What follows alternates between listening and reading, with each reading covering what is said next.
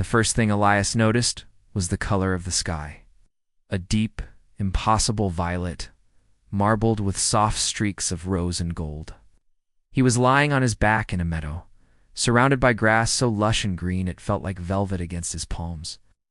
A gentle breeze rustled through flowers that glowed with a faint internal light, their petals unfurling and slow. Hypnotic patterns, birdsong, and possibly melodic filled the air. Elias sat up, his head swimming with a strange sense of dislocation, felt peaceful, too peaceful. The last thing he remembered was fire, not the gentle warmth of a hearth, but the all-consuming inferno that had swallowed cities whole. He remembered the sky of Earth, not violet, but choked with black smoke and streaked with the terrifying plasma trails of descending starships. The screams, the chaos, the deafening roar of buildings collapsing under alien bombardment. He remembered fighting, a desperate, hopeless battle on the shattered streets of what was once London, his rifle feeling like a child's toy against the monolithic alien war machines. He remembered a flash of blinding white light, the feeling of being torn apart atom by atom, and then nothing. Until now. Until this meadow. He stood up, brushing the vibrant green blades of grass from his clothes. They were his old fatigues, miraculously clean and untorn. He checked himself for wounds. Nothing. Not a scratch. It had to have been a nightmare. Terrible, vivid, stress-induced hallucination brought on by the fear of the impending invasion. The ships hadn't landed yet. The war hadn't started. Out. It was all just a bad dream. Relief washed over him in a powerful wave, so potent it almost brought him to his knees. He laughed, a short, sharp bark of pure joy that echoed across the serene landscape. He was alive. He was safe. Earth was safe.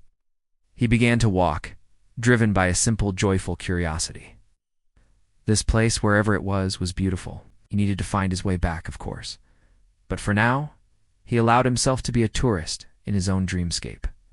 He followed a stream whose water sparkled like liquid diamonds, watching as iridescent fish with gossamer fins swam against the current.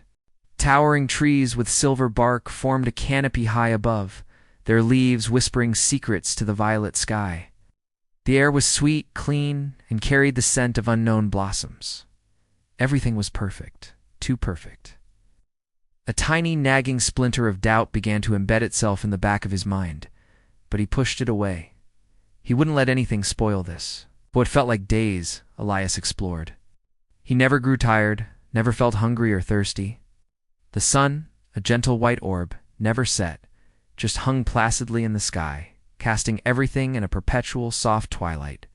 He saw creatures that defied description, graceful, six-legged deer that seemed to glide over the grass, and flocks of birds whose wings were woven from pure light. It was a paradise. And yet, the sense of unreality grew stronger. This wasn't just a dream. It felt constructed, curated. Every vista was perfectly framed, every sound perfectly harmonized. There was no decay, no imperfection, no sign of the natural, chaotic mechanisms of life. His journey eventually led him to the edge of a dense forest. The silver-barked trees grew closer together here, their branches intertwined into a thick, shadowy roof. A sense of unease, cold and sharp, finally pierced through his manufactured bliss. Something was calling to him from within the woods, a silent magnetic pull he couldn't resist.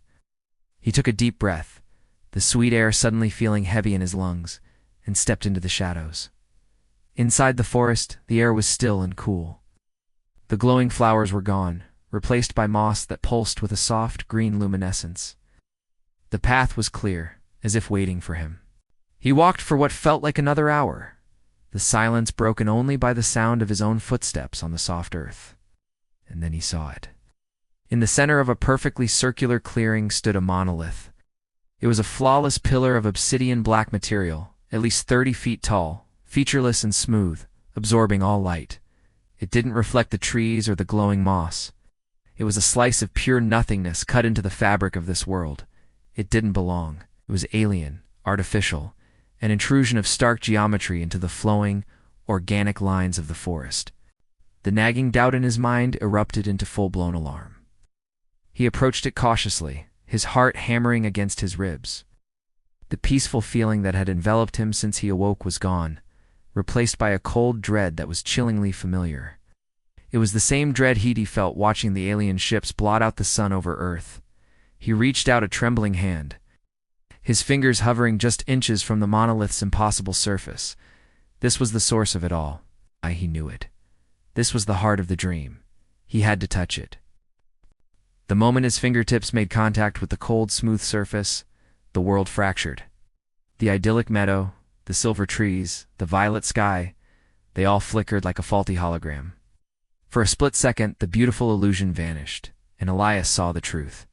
He was not in a meadow. He was in a vast, cold, metallic laboratory. Gleaming chrome walls stretched up into an unseen ceiling.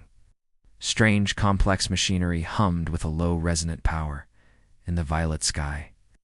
It was a sophisticated projection on a domed ceiling, dotted with thousands of tiny, complex emitters. Then, just as quickly, the meadow snapped back into place, but the illusion was shattered. The bird song now sounded tinny and repetitive. The glowing flowers looked like cheap plastic props.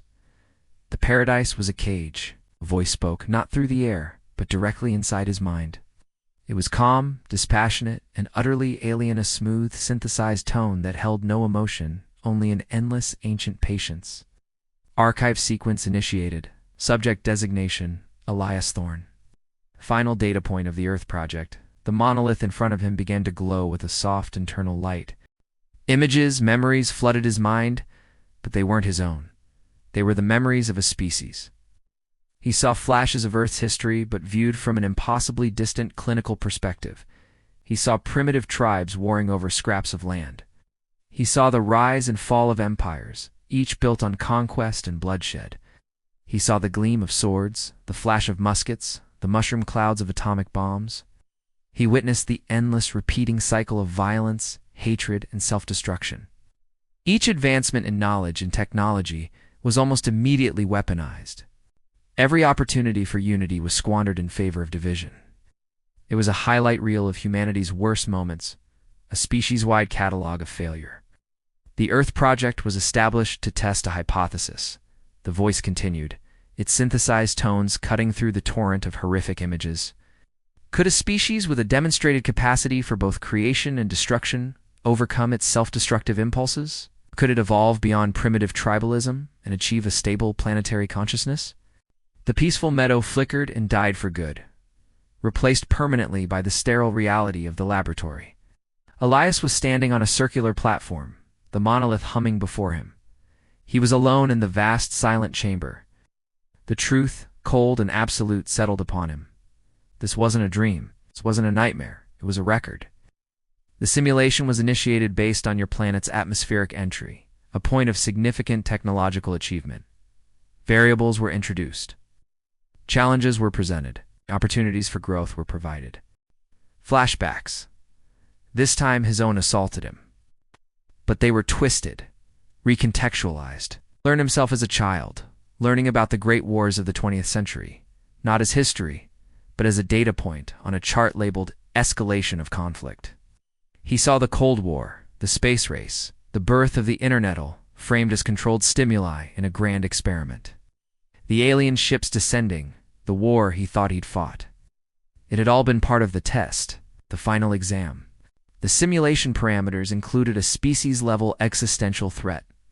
Designed to be the ultimate catalyst for unity, the voice explained. How the choice was simple: unite and survive, or fracture and perish.